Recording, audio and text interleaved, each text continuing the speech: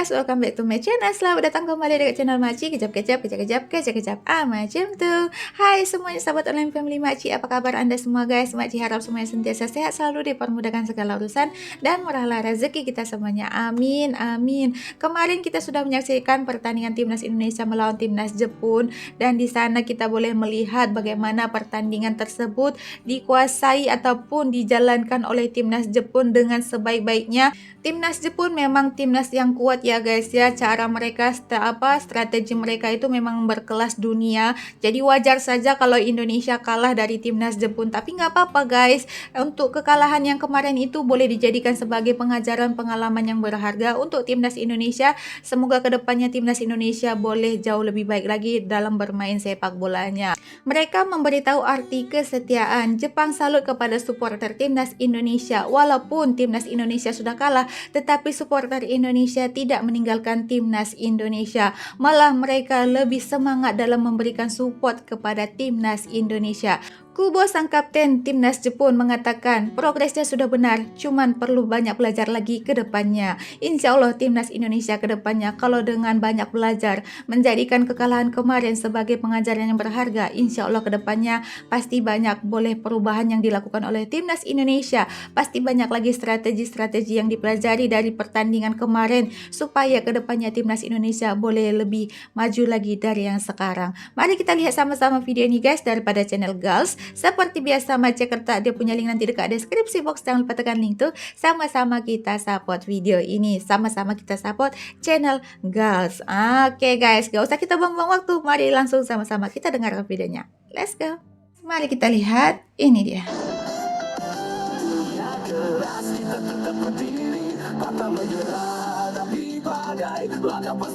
Ini dia kemarin pertandingan antara timnas Indonesia dengan timnas Jepun ya. Terlihat bagaimana raut wajah daripada pemain timnas sedih gitu. Indonesia benar-benar diberi pelajaran sempurna oleh Jepang. Ya. Mungkin kalimat itulah yang cocok menggambarkan situasi saat ini. Benar. Memang harus diakui, dari sisi manapun Jepang memang unggul segalanya, walaupun di laga ini mereka tampil dengan mayoritas pemain pelapis. Oh, mayoritas pemain pelapis. Luar biasa memang.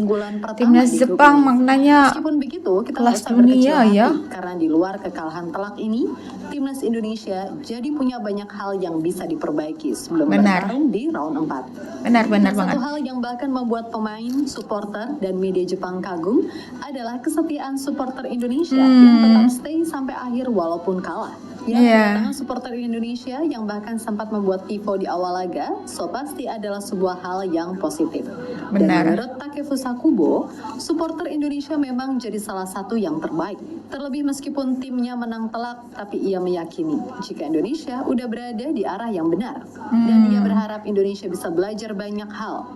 Karena sejatinya bermain di level tertinggi memang seperti ini. Ya, benar banget. Pengajaran yang sangat berharga untuk timnas Indonesia ya guys.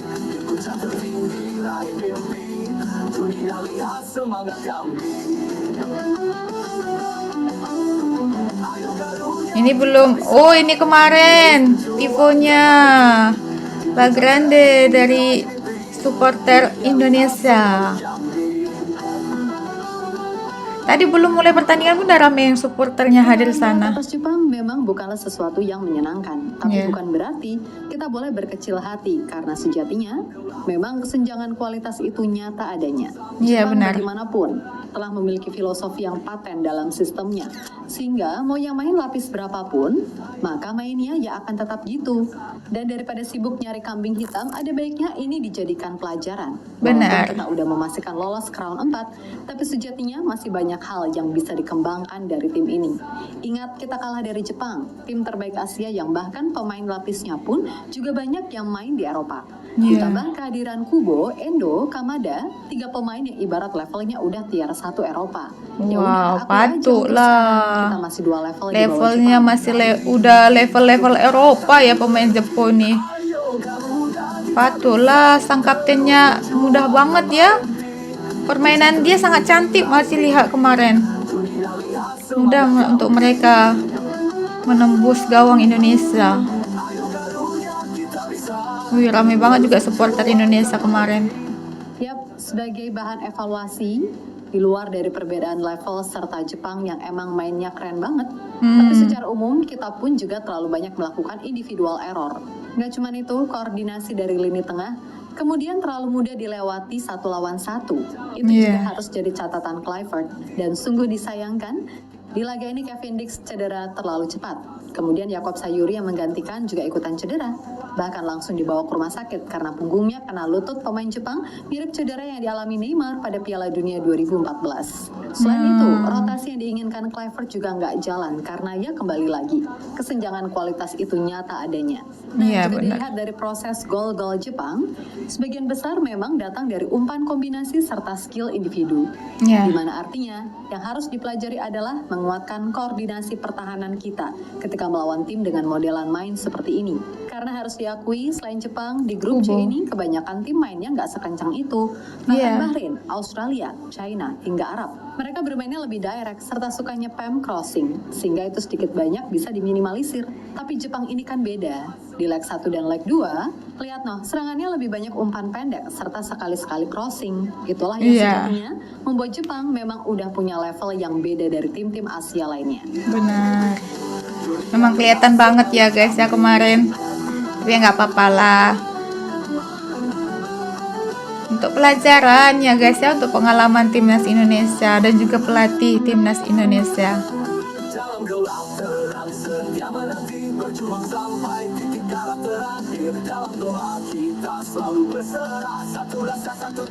Yakob Samsuri. Kami haturkan kepada Sayuri. Ya emang skornya kejem sih, tapi ngaku aja deh. Kali ini tuh sebelnya karena mereka mainnya keren kan, bukan kayak si Onono yang hobi banget drama. Selain itu, mulai dari pemain, supporter hingga media Jepang mengaku terpukau dengan kesetiaan fans timnas Indonesia yang hadir ke stadion. Bahkan setelah tertinggal jauh pun mereka tetap stay dan bersatu memberikan supportnya ke para pemain Garuda. Seperti apa yang pernah dikatakan salah satu wartawan Jepang bernama Naoko Handa dari media The Asahi Shimbun. Supporter Indonesia sangatlah luar biasa, yang mana ia mengaku kagum dengan semangat dan militansi supporter Indonesia yang seolah memberitahu arti sebuah kesetiaan. Jepang, kami juga punya banyak pendukung timnas, tapi tidak seheboh dan seatraktif supporter Indonesia, ucap Naoko.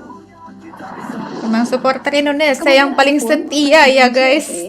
Tsuneyasu Miyamoto dengan sopan meminta maaf karena memilih stadion berkapasitas kecil, sebab ia sangat tidak menyangka antusiasme supporter Indonesia akan melampaui negara Asia Tenggara lainnya yang pernah mereka jamu. Sebab diketahui tiket yang dijual secara daring langsung habis dalam 10 menit. Sementara penjualan langsung panjang hingga ke stasiun. Luar biasa banget supporter Indonesia, 10 menit ludes tiketnya. Miyamoto mengatakan bahwa jika laga serupa terjadi di masa depan, Stadion Nasional Jepang yang mampu menampung 70.000 penonton akan disiapkan sebagai bentuk penghormatan terhadap Indonesia. Masya Allah.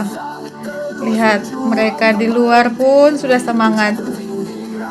Inilah supporter Indonesia. Supporter Indonesia menang atau kalah, mereka tetap setia mendukung, mensupport timnas Indonesia. Terbaik pokoknya.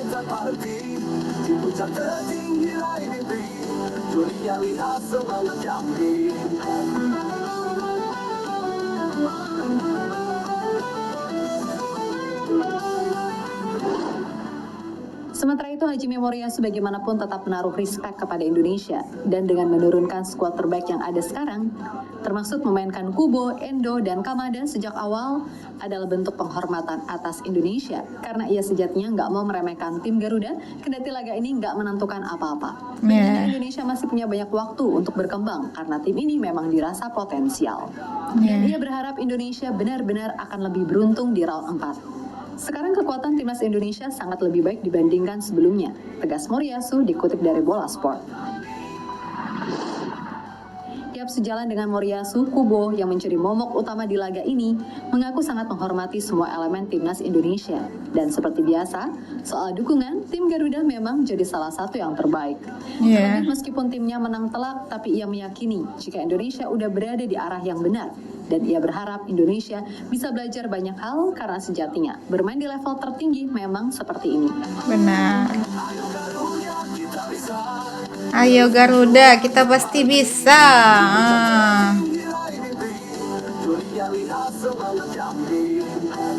Nggak apa-apa, hari ini kalah, mungkin esok lusa tahun depan boleh menang. Yang penting jadikan pelajaran untuk berubah. Ya kan? Banyak pelajaran yang harus mereka pelajari lagi dari pertandingan kemarin tuh. Ya, terlepas dari apapun, kita semua dilarang berkecil hati. Sebab Ya. bagaimanapun, we have to move on. Jadikan Betul. kekalahan ini sebagai pelajaran penting karena kembali lagi. Ya beginilah kualitas tim Piala Dunia. Ini baru Jepang loh, itu pun mayoritas lapis kedua. Jadi Benar. ketimbang nyalahin sana-sini, mendingan sama-sama belajar, ningkatin level. Karena semisal lolos Piala Dunia, amin. Kita mungkin akan melawan tim yang bahkan levelnya di atas Jepang, Argentina, Portugal, Spanyol, Jerman, Brazil, Uruguay, Inggris, Belanda, ataupun Italia. Adalah tim-tim yang punya sejarah besar di sepak bola. Maka Iya. dari itu, yuk sama-sama berproses, fokus di uji coba bulan September yang katanya melawan Kuwait serta Lebanon. Disitulah saatnya Kluivert dan tim pelatih melakukan eksperimen. Untuk Benar. kemudian di round 4 kita bisa bermain maksimal dan mencetak sejarah. Apakah itu bisa? Ya bisa-bisa aja sih asalkan semuanya satu sinergi. Kritik oke lah, tapi bagi yang hujat, apalagi sampai ke personal, karena Mimin yakin abis ini bakal rame netizen tolol yang keluar-keluar di medsos, moga-moga dapat balasan setimpal. Iya, benar. Perjalanan baru dimulai. Jangan berkecil hati, kita boleh kalah segalanya dari sisi skor, permainan, atau statistik dari Jepang. Tapi Benar. kita juga punya harapan untuk bisa bersaing dengan mereka. Enggak sekarang, tapi 1-2 tahun lagi paling enggak, kalau prosesnya benar, minimal kita nahan imbang. Untuk itu, buat semua elemen timnas, tetap semangat dan sukses selalu. Oke, kita Garuda. Benar banget. Mungkin bukan sekarang, 1 ataupun 2 tahun kemudian nanti, nah, kita pasti boleh seperti itu. Yang penting berusaha untuk belajar lagi. Hmm.